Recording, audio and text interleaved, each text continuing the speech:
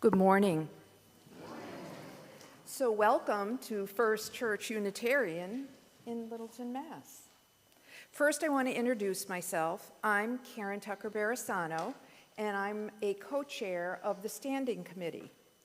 It's so great to see all of you today and to be with all of you, and those of you who are with us virtually.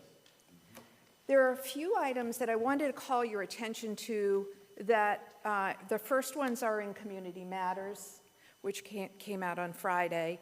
One is about our reimagined More Our Speed fair, which starts in less than 2 weeks. So that will be Saturday, October 15. It will be the shortened version from 10 to 2, our attempt at lowering the lift for everyone here. Laura Semple has really cooked up some great ideas for attracting families and children, and we're so excited about that. In addition to, we're now adding the books and entertainment to the fair. So please, if you have some time before or that day, would you contact Laura, as it's really close now and we still need people. The other part of that is the theme of being of service to our congregation. So that's one way. Another way is hospitality. We're sorry to have to barrage you with these listservs asking for you to sign up for hospitality, but we still really need help in that area, which would be ushers or flowers, or once we add coffee service. Finally, this is not on Community Matters, but I would ask you to mark your calendar for Sunday, October 23rd. We'll hold our first warranted meeting of the year, and that will be at 11:30 in the sanctuary, but we will also offer virtual on that too. Susan Tordella-Williams showed me this morning, and she would like some of you to pick up a copy of it, and Susan's sitting right there. It's a poster for the fair. The title of our service today is, Behold, I'm Doing a New Thing. It's kind of an intriguing title. So welcome to church.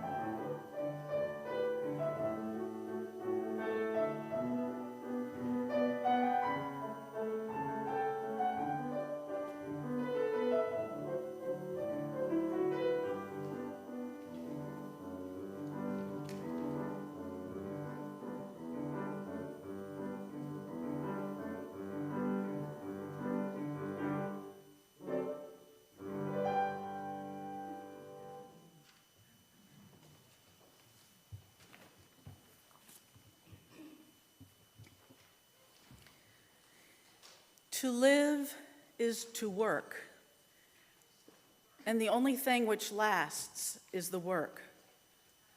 Start there, turn to the work.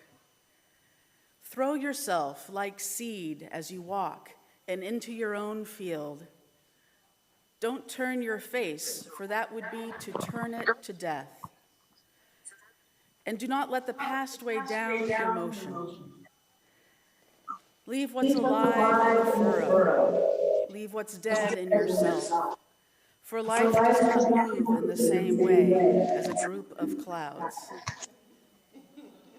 From your work, you will be able one day to gather yourself. The words of Miguel de Unamuno, translated by Robert Bly. Let us worship. I'd like to invite up Julia to light our chalice this morning.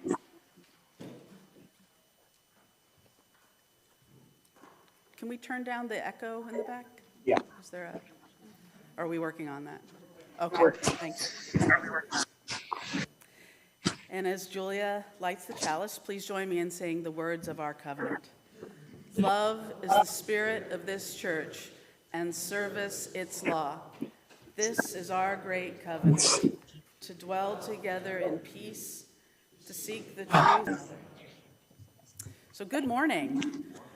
I join with Karen in welcoming you here to First Church Unitarian in Littleton, Massachusetts. My name is Lara Hoke, use pronouns she, her, and I'm so happy and lucky to be the minister serving this amazing congregation.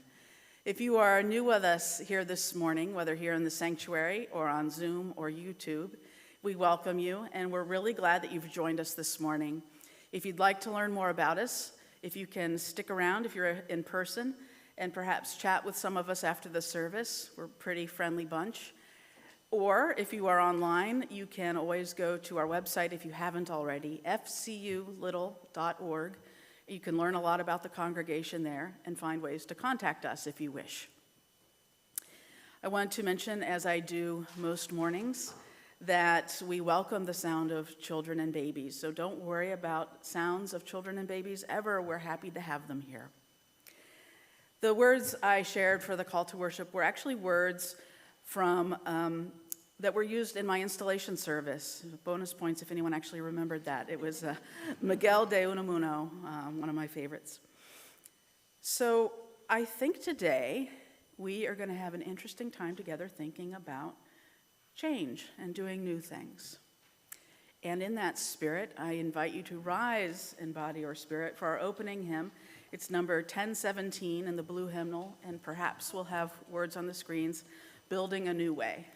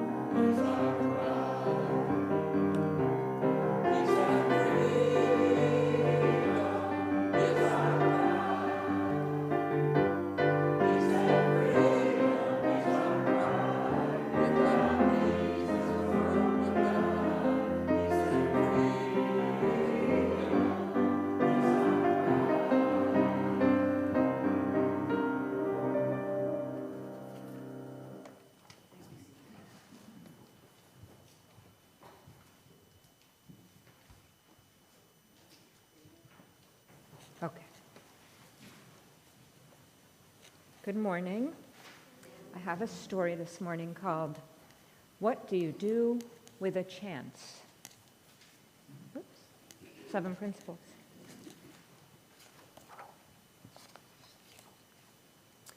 One day I got a chance. It just seemed to show up. It acted like it knew me, as if it wanted something. I didn't know why it was here. What do you do with a chance? I wondered. It fluttered around me, it brushed up against me, it circled me, as if it wanted me to grab it. I started to reach for it, but I was unsure and pulled back, and so it flew away. I thought about it a lot. I wished I'd taken my chance. I realized I'd wanted it, but I still didn't know if I had the courage. When another chance came around, I wasn't so sure, but I decided to try. I went to reach for it, but I missed and fell. I was embarrassed. I felt foolish. It seemed like everyone was looking at me. I decided I never wanted to feel this way again. So after that, whenever a chance came along, I ignored it. And the more I ignored them, the less they came around. Until one day, I noticed that I hadn't seen a chance in quite a while. It was as if they'd all disappeared. I started to worry. What if I don't get another chance? I know I acted like I didn't care, but the truth was I did. I still wanted to take a chance, but I was afraid. And I wasn't sure I would ever be brave enough.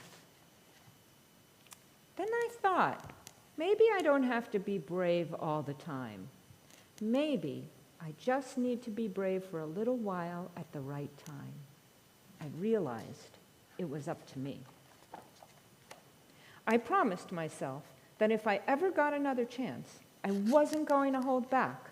If I got another chance, I was going to be ready. Then one seemingly ordinary day, I saw something shimmering off in the distance. Is it possible, I hoped? Could this be my chance? I had to find out. I ran as hard and as fast as I could toward it. I don't know how to explain it, but the second I let go of my fear, I was full of excitement. It wasn't that I was no longer afraid, but now my excitement was bigger than my fear. As I got closer, I could see this was a really huge chance, but this time I was ready. As it came by, I reached out and grabbed it and held on with all my might. It felt so good to soar, to fly, to be free. I now see that when I hold back, I miss out. And I don't want to miss out. There's just so much I want to do and discover. So what do you do with a chance? You take it because it just might be the start of something incredible. What do chances become? New friendships, exciting opportunities, daring discoveries. Chances are invitations to grand adventures, tickets to unforgettable experiences, and doors to whole new worlds. Chances help you see who you are, what you want, and where you want to go. So what will you do with your chance? That's up to you. So I'm here to offer you a chance, and your chance is to work with me and the kids downstairs. And all you have to do is send me an email that you're interested, and I will put you in there. And you will have such an experience. It's worth it. Take a chance.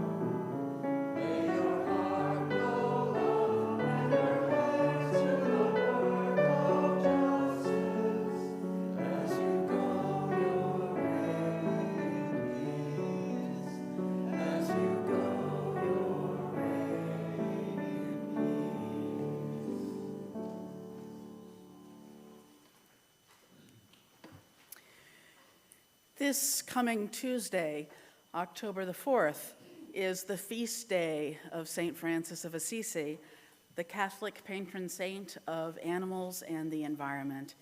And so today I'm going to use his simple words as a simple inspiration for this morning's offering. He said, "It is in giving that we receive." This morning's offering will now be given and received in grateful appreciation.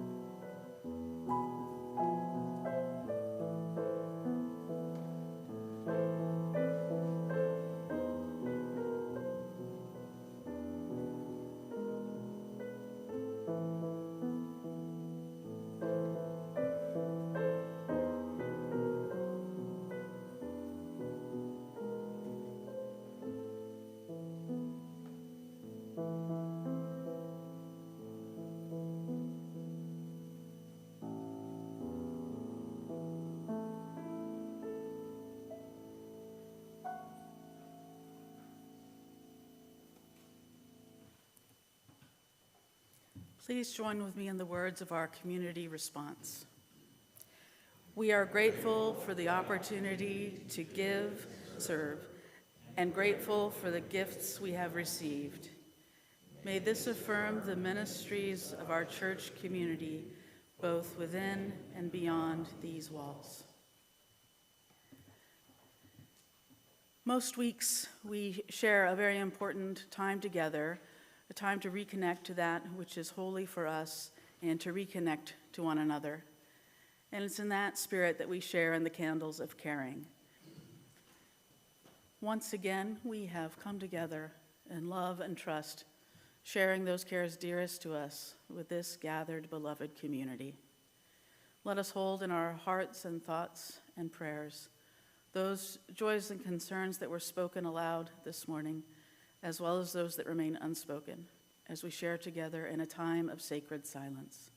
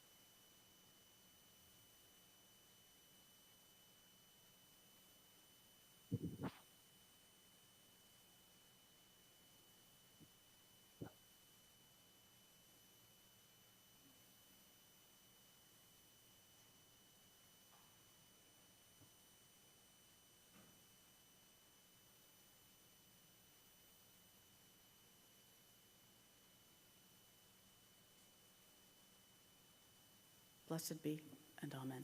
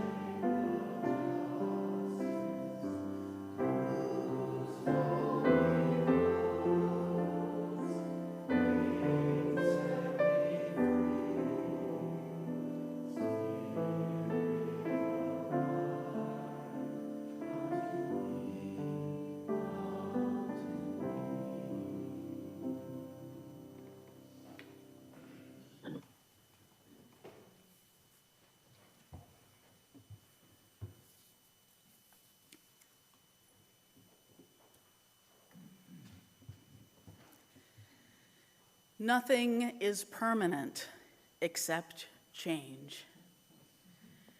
It's one of those sayings I've heard all my life without really knowing what the source of it was. And usually when there's a phrase like that that I've always heard but didn't know where it came from, it's usually either Shakespeare or the Bible. But in this case, nothing is permanent except change comes to us from the Greek philosopher Heraclitus of Ephesus in the 5th century BC. Heraclitus believed that change was ultimately what orders the cosmos. Eastern religious and philosophical traditions tell us something similar. Many people associate the word impermanence with Buddhism. And indeed, the Buddha, who lived right around that same time, 5th century BCE, the Buddha did teach a great deal about impermanence. According to tradition, the Buddha's last words were, to his followers, something like, "All the things of the world are impermanent and subject to change." But there's one Eastern tradition of this concept, which is possibly even earlier than that, dating back hundreds of years before the 5th century BC, although it's very hard to know exactly the date. And this comes from those ancient Hindu scriptures in the Upanishads, which I know some of you are studying together. According to this ancient Vedantic version of impermanence, everything is changing, nothing lasts except for one thing, Brahman, which we've talked about, the all in all, the ultimate mystery of the universe, which resides in the core of each of us as the Atman, sometimes imperfectly translated as soul. The Hindu or Vedic concept of impermanence, in a nutshell, is that everything is ever changing except for the ultimate mystery of the universe, sometimes translated very imperfectly as God. But in the end, there is another, though perhaps earlier way, of saying just what Heraclitus had said. Nothing is permanent except change, and change, for all intents and purposes, is the ultimate mystery of the universe, the ultimate operating principle of the cosmos. And it's hard to dispute this, even with 21st century science. Nothing that is material can last in its current form forever. Not inanimate objects, and certainly not us living creatures. Our planet itself will eventually die, even if we did a much better job, as we should, at ecological care, because eventually our sun will die. It's a strange and difficult reality for most of us to accept. But then again, change isn't just inevitable and permanent, if you like. It's beautiful, too. Without change, everything would be static. Everything would be never-ending, never improving, no beautiful surprises, nothing new. And also because we know that nothing lasts forever, no moment, no being, there's an inherent preciousness to every moment, to every being. You are precious. This moment is precious. This exact configuration of people in the sanctuary and online will never be repeated again. And that's precious. And this congregation is certainly, to me and to many of us, precious. But as precious as this congregation is, it's also like a shark. How so? Some of you might know that sharks literally need to keep moving forward to survive. They need to keep swimming forward or they'll sink to the bottom of the ocean.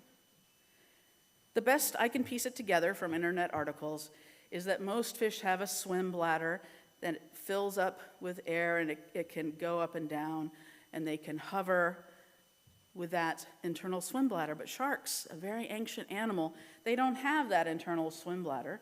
And so they have to use the lift from their fins, almost like an airplane wings uses lift from the air. And so they need to keep moving forward through water, with the water going over their fins. Without that, they can suffocate. Here ends your biology lesson. Someone once said that relationships were like sharks. A relationship has to move forward constantly or it's in trouble. And today I can't help thinking that congregations are like sharks. They need to move to breathe. They need to move so they don't sink. Hovering in place is not a good option for a shark or a congregation. There's no swim bladder. The hovering in place can only last so long. But the good news is we are a lot smarter than the average shark.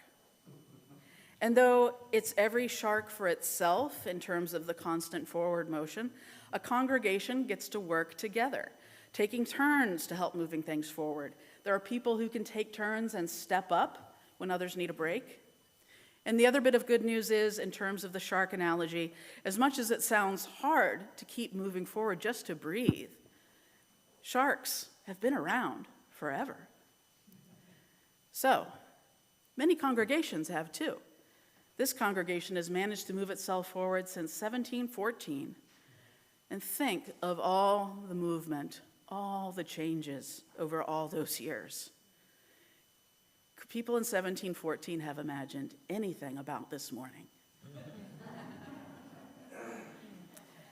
In addition to cultural changes, of course, we had new buildings, a new location for the church, new names for the congregation, ministers came and went, and ultimately many, many parishioners, members, attenders really lived into being the congregation and keeping it moving. And I imagine that many times when one of the bigger changes happened, that it felt scary. I imagine that with each bigger change, there were people who didn't like it. That's the way those things go. It's very natural. Change, even positive change, involves some loss.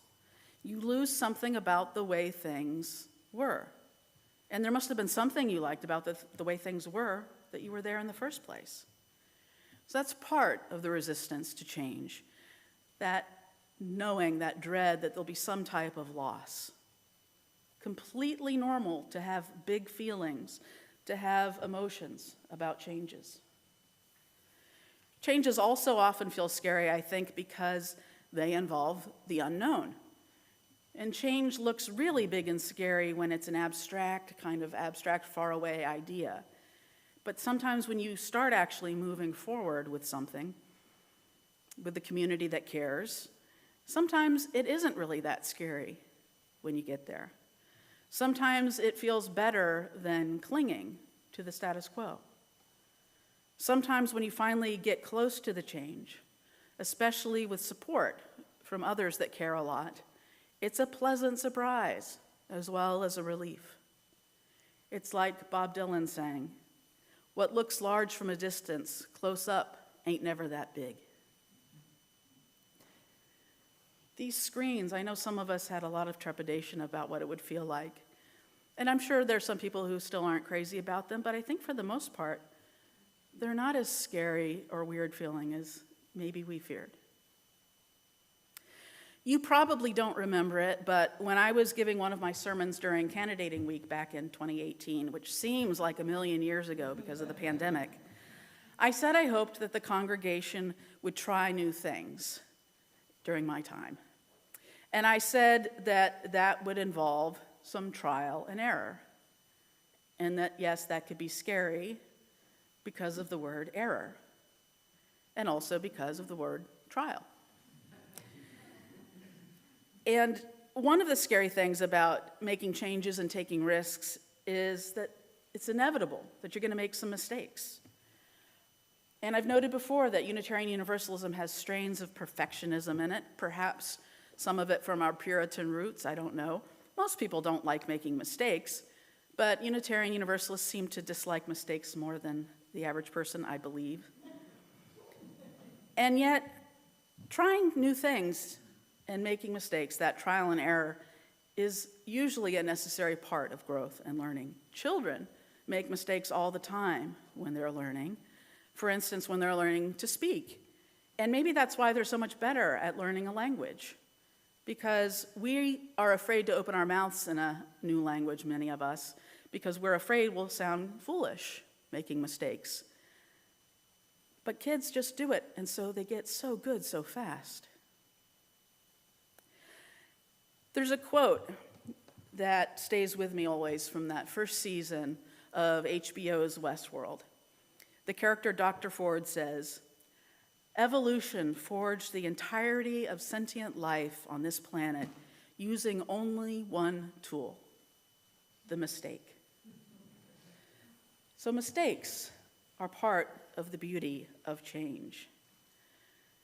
Making changes, taking risks, trial and error, it doesn't have to be so painful. It can be done with love and understanding in community.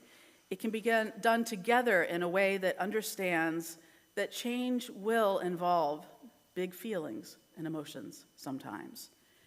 It can be community building and even exhilarating. The words that inspired the title of this sermon are words that come out of the mouth of God in the book of Isaiah. God says, "Forget the former things. Do not dwell on the past. Behold, I am doing a new thing. Now it springs forth. Do you not perceive it? I will make a way in the wilderness and rivers in the desert." Easy for God to say. I have been really proud of this congregation. The pandemic really forced us to make lots of pretty bold changes. It forced us to worship online only for more than a year. But we made it because we were in it together and we cared about each other. And out of all of that, we did move forward in some lasting ways, like live streaming every worship service. And yes, like these screens. And though we still have some glitches and sometimes make mistakes and learn from them, think how amazing it is that we're doing this and how far we've come and so fast. In our first online-only stewardship event during the heart of the pandemic, back in those scary days before the vaccinations, we were asked to discuss in small groups some of our silver linings from that strange and difficult time. And many of you mentioned that you did enjoy being able to see the service while sitting in comfortable chairs and drinking coffee or tea or what have you. And some of you who are with us virtually today might be sitting in comfortable chairs, drinking coffee and tea. But why can't we make this a change for everyone? Why can't people in the sanctuary sit in comfortable chairs and drink coffee and tea? I'm so glad that we have the option of virtual worship for so many reasons. It's really important. But there is something special about being together in the sanctuary for those of us who are able geographically and health-wise and otherwise. Why not be more comfortable? Imagine it. During the pandemic, we noticed more than ever before that we didn't have that much usable outdoor space. Some congregations, including lots of other UU churches in the area, are on town greens and have a lot of that space, and they used it when weather allowed to worship during the pandemic, an option we didn't have with our small front green and side greens. But again, it seems that our hand was forced to make yet another change, in part, because we realized that we had a couple of trees that were older and presenting a threat to surrounding property. And so in the process of investigating that, thank you to our leaders, we discovered that we had, and then we had cut down something like 25 dead trees in the back. Can you believe it? And you know what? There's a lot of green space back there. And now we just have to clear it out and think about the possibilities. It could be used as an outdoor worship space when that felt right. It could be used as a space for, of course, our kids. Imagine a labyrinth. Imagine a memorial garden with sustainable plants. What a gorgeous change that could be. Before the pandemic, we were beginning to think about making our building more accessible, particularly the downstairs dining area and the RE spaces. In this case, the pandemic derailed us a bit. We all know that this is something we really need to do. So imagine an elevator, imagine a way that we could get downstairs so that we could do more with our downstairs dining area and RE spaces. Imagine no one being left out. And then, of course, there are cultural shifts, cultural change that lies ahead.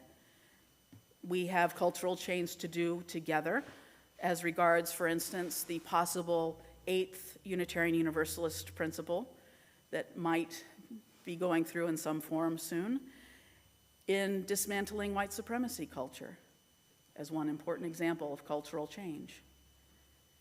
In the past, I probably would have told you that if we have the will, we have the way. Right? You're smarter than a shark, aren't you? And I suppose I would have shamed you a little bit for being hesitant about change. But I'm beginning to understand better, in part from some recent training I had, that acting as though change just needs to be willed into happening and shaming people for having reactions to change when big feelings about something that's precious to you are so natural, it's just not the right way to go. We need to be there for each other with support, not judgment, as we move forward together, understanding that it's natural sometimes to feel activated by change. So think about the risks you'd like to take, the changes you'd like to make both here at FCU and in your own life in general. How can we support each other through the changes? How can we support each other through the feelings that come, sometimes feelings of anger or fear around change? Change might indeed be ordering the universe. Change might indeed be the one thing we know that will always happen. And yes, I do believe we're smarter than sharks. And perhaps more important, more caring, I believe, than sharks. And we can keep moving forward. Humans are very sensitive animals who do best in loving community. So if I may be so bold as to paraphrase and rework God's words from the book of Isaiah, remember the past and hold on to what is good, but also together in community. Behold, we are doing new things. Now they spring forth. Isn't it amazing? We are moving forward and finding new paths together. Alleluia. May it be so. Blessed be, and amen. Our closing hymn is number 1020 in the blue hymnal, or lyrics on the screens, and it's called Wo Ya Ya. It was written by a drummer from Ghana, and his name was Sol Amarafio, and Wo Ya Ya is translated sometimes as "we are going." So I invite you to rise in body or spirit.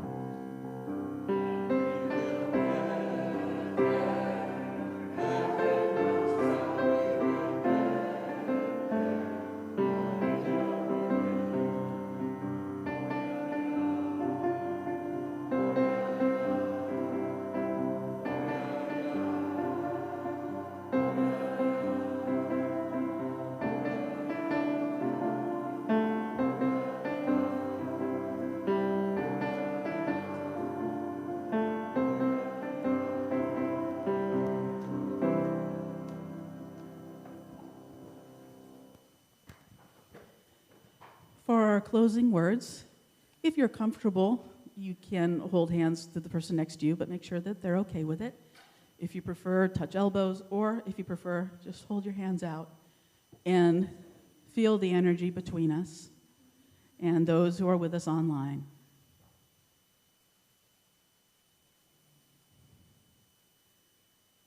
Friends, the only thing permanent is change. Change is what made us what we are today. Change is what makes great things possible. And love and community is what makes it possible to move forward in a way that everyone can make it through together. If you want to go fast, go alone. If you want to go far, go together. May it be so. Go in peace. Please be seated.